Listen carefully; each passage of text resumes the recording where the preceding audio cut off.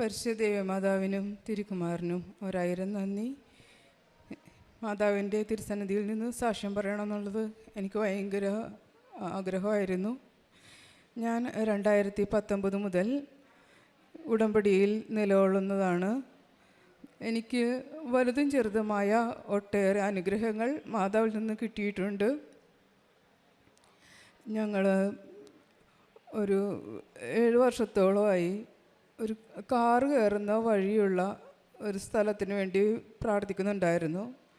ഇവിടെ വന്ന് ഉടമ്പടിയിൽ പ്രാർത്ഥിച്ചപ്പോൾ ഞങ്ങൾക്ക് 2 സൈഡിലും കാറ് കയറുന്ന വഴിയുള്ള സ്ഥലം ലഭിക്കുകയും 6ാമത്തെ പ്രാവശ്യം ഉടമ്പടി പുതുക്കിയപ്പോഴത്തേക്കും അവിടെ ഒരു 2200 സ്ക്വയർ ഫീറ്റുള്ള വീട് വളരെ മനോഹരമായി തന്നെ പണി തീർന്ന് 1 വർഷത്തിനുള്ളിൽ തന്നെ അവിടെ താമസമാക്കാനും മാതാവ് അനുഗ്രഹിച്ചു. വീടിന് കൃപാലയം എന്നാണ് പേരിട്ടത്. ചെയ്തു തന്ന എല്ലാ അനുഗ്രഹങ്ങൾക്കും നന്ദി.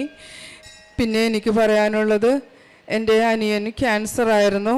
ജൂലൈ 30 ക്യാൻസർ സ്ഥിരീകരിച്ചത്.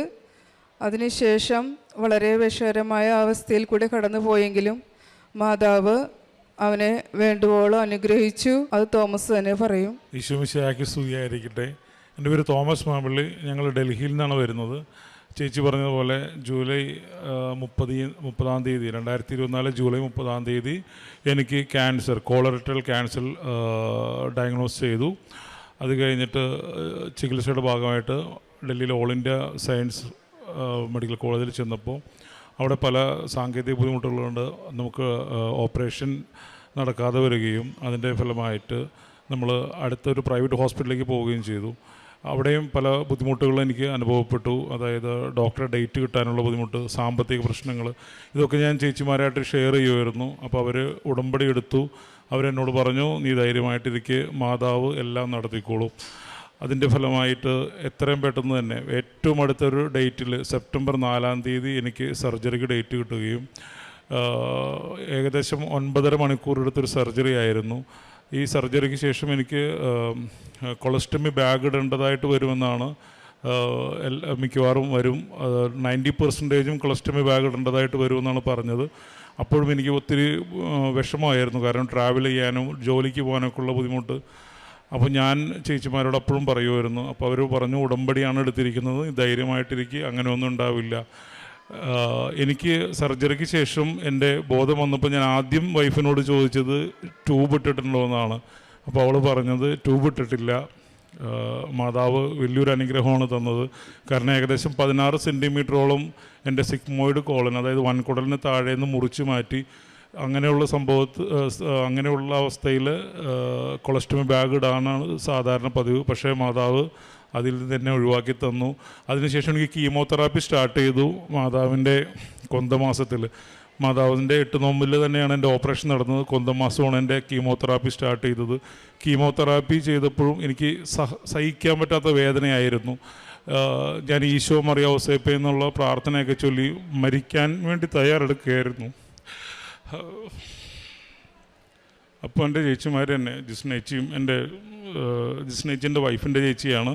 അതുപോലെ എൻ്റെ 4 സഹോദരിമാർ ഇവിടെ വന്ന് ഉടമ്പടി എടുത്തിട്ടുണ്ടായിരുന്നു. അവരോട് പറഞ്ഞു, ഇനി നമ്മൾ തമ്മിൽ കാണില്ല. പക്ഷെ അപ്പോഴും അവർ പറഞ്ഞു, മാതാവുണ്ട് കൂടെ. അങ്ങനെ വൈഫും ഉടമ്പടി എടുത്തിട്ടുണ്ടായിരുന്നു.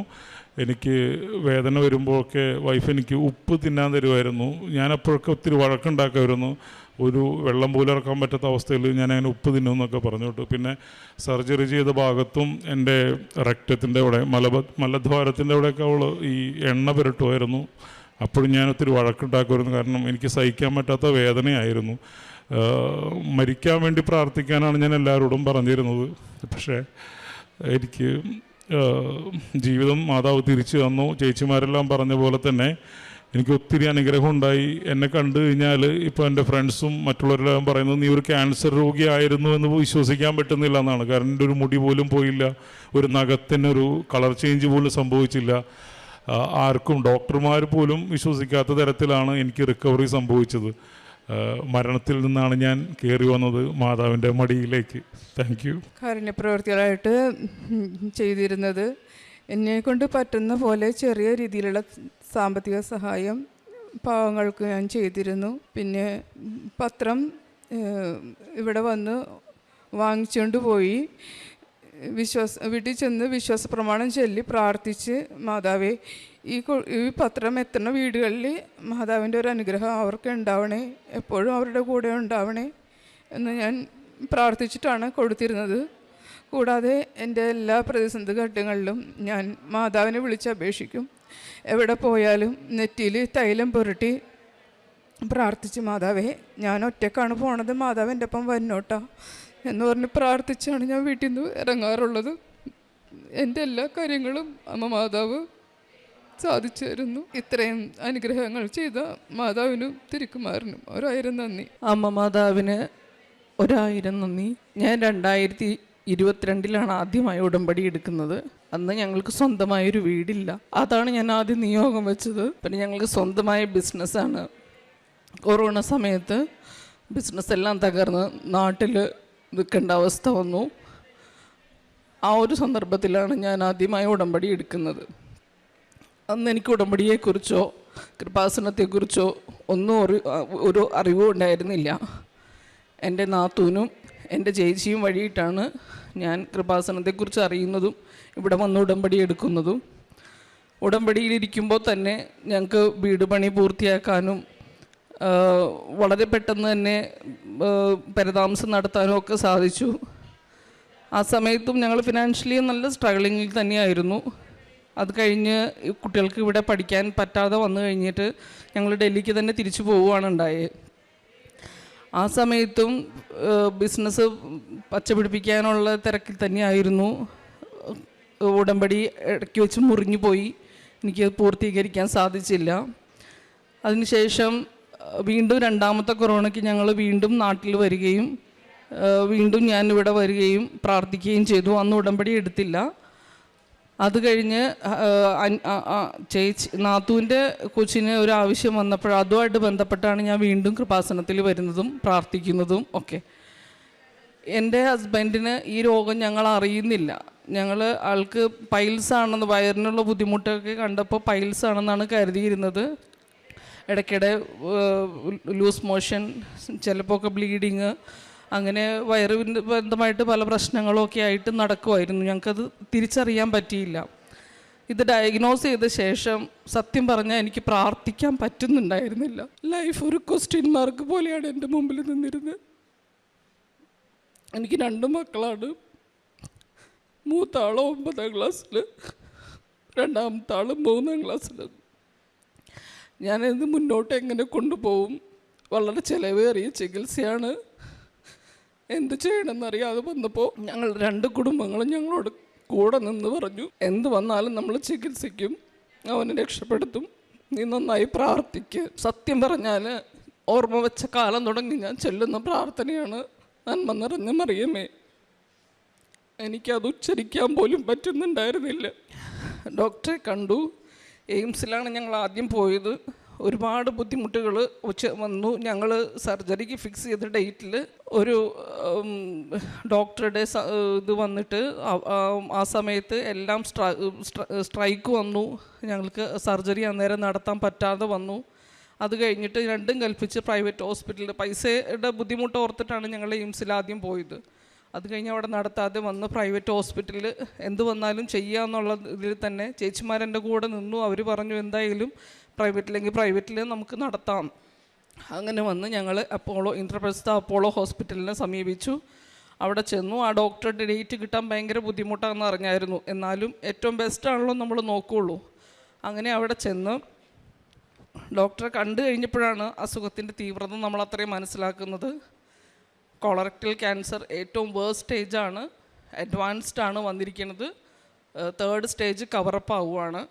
40% ചാൻസ് പോലും രക്ഷപ്പെടാനില്ല. പക്ഷെ അത് അന്നേരം എന്നോട് ഒരു പറഞ്ഞില്ല, കുറച്ച് ക്രിട്ടിക്കലാണെന്ന് മാത്രമേ പറഞ്ഞുള്ളൂ.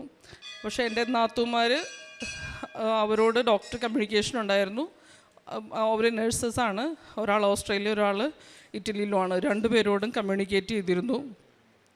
അവർ ചേച്ചിമാർ ഉടമ്പടി എടുത്തിട്ടുണ്ടായിരുന്നു. വെച്ചാൽ ഇതാണെന്ന് അറിഞ്ഞ് ഡയഗ്നോസ് ചെയ്ത സമയത്ത് തന്നെ അവർ ഉടമ്പടി എടുത്തിരുന്നു. രണ്ടാമത്തെ ചേച്ചി ഇവിടെ അതിതീവ്രമായിട്ട് പ്രാർത്ഥിക്കുന്നതാണ്. ആള് ഞാൻ ഹോസ്പിറ്റലിൽ അഡ്മിറ്റായ സമയത്ത് ഞാൻ വേണ്ടി പ്രാർത്ഥിക്കുകയും ഇവിടെ വന്ന് അച്ഛനെ വന്ന് ഫോട്ടോ, ഹോസ്പിറ്റലിൽ കിടക്കുന്ന ഫോട്ടോ കാണിച്ച് കാശ് രൂപം വാങ്ങിച്ച് ഞങ്ങൾക്ക് അയച്ചു തരികയുണ്ടായത്. ആ കാശ് രൂപം ഇന്നും ഇച്ചായൻ്റെ വെന്തിഞ്ഞയിൽ കിടക്കുന്നുണ്ട്. ഞാൻ വളരെ വിശ്വസ്തയോടുകൂടി അന്ന് തുടങ്ങി മുട്ടിപ്പായിട്ട് എനിക്കാണ് പ്രാർത്ഥിക്കാൻ പറ്റാതെ വന്നത്. എനിക്ക് പ്രാർത്ഥന ചെല്ലാൻ പറ്റുന്നില്ലായിരുന്നു. പക്ഷെ ഇവരെല്ലാവരും എൻ്റെ കൂടെ കൈത്താങ്ങായിട്ട് നിന്ന് പ്രാർത്ഥിച്ചു. സർജറി വളരെ സക്സസ്ഫുള്ളായിട്ട് നടന്നു. അത് കഴിഞ്ഞിട്ട് 12 കീമോതെറാപ്പി സെക്ഷനാണ് അവരെന്നോട് പറഞ്ഞത്. അത് ഒരു ഹോപ്പും ഇല്ലാതെയാണ് നമ്മളോട് പറയുന്നത്. കീമോതെറാപ്പി ഫലിക്കുമോ എന്ന് പോലും ഉറപ്പില്ല എന്നാണ് പറഞ്ഞത്. പക്ഷെ ഞാനിതൊന്നും അറിയുന്നില്ല. ഞാൻ സർജറി കഴിഞ്ഞ് വളരെ പ്രതീക്ഷയോടെ തന്നെയാണ് മുന്നോട്ട് കൊണ്ടുപോയിക്കൊണ്ടിരുന്നത്. അതിനിടയ്ക്ക് ആൾക്ക് പല പല ബുദ്ധിമുട്ടുകൾ, അതിനുശേഷം കാർഡിയാക്കിൻ്റെ ബുദ്ധിമുട്ടുകളൊക്കെ വന്നു. ആ സമയത്തൊക്കെ നമ്മൾ ഈ വിശുദ്ധ ഉപ്പിലും തൈലത്തേലുമാണ് പിടിച്ച് നിൽക്കുന്നത്. നാവിലൊന്നും കൊടുക്കാൻ പാടില്ലെന്ന് പറഞ്ഞിട്ടും ഇതിൽ എൻ്റെ ഒരു വിശ്വാസം, ഇത് ചെന്ന് കഴിഞ്ഞാലുള്ള ആൾ ഓക്കെ ആവും എന്നുള്ളത്. പിന്നീടുള്ള റിക്കവറി വളരെ വളരെ സ്പീഡപ്പായിരുന്നു. പെട്ടെന്ന് ഓക്കെ ആയി. ഫെബ്രുവരി 22 ആളുടെ പെറ്റ് സ്കാൻ കഴിഞ്ഞു.